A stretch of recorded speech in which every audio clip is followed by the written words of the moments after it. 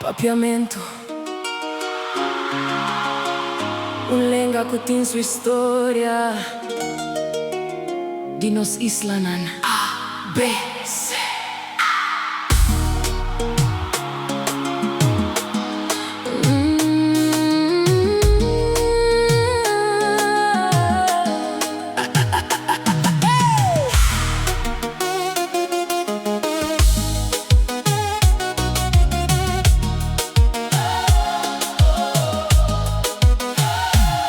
Papiamento, un lenga criollo cu base portughez e spagnolo, cu influența forte di lenganan africano, ulandez, inglês e francês. É originaria de Zaroia, for di creol nancatibu, afro-portughez cu ordu trece na Aruba, Bonaire e Corso. En siglo XVII nana llega aquí di Cabo Verde, West Africa, unde lenga tabata viva liber, un mezcla cu vida, un mezcla cu alma, un idioma cu tin ritmo, sabor y calma.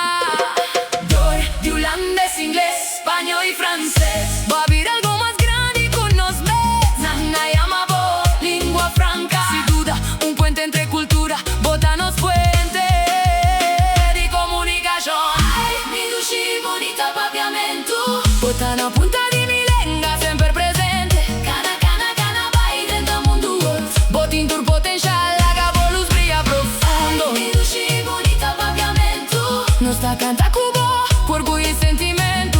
Cana, cana, laga mundo tente voz sonido, un idioma mundial, bo destino ta schivi, un get indifferenza den spelling. Nos amor pavo, nota dividi, Aruba ta use spelling etimologico, Bonaire y Corso, fonologico. Papiamento, papiamento, no te importa el nombre, botanos dushi lenga, nos identidad, nos sazón, y turtía de encas, de encaya, de nos corazón, sempre botacana. Sinti el ritmo, sinti la historia de un pueblo que nunca pierde su gloria. Y palabra pa palabra nos la crea un futuro camina, bota reina. Ay, mi dushi bonita papiamento, botana punta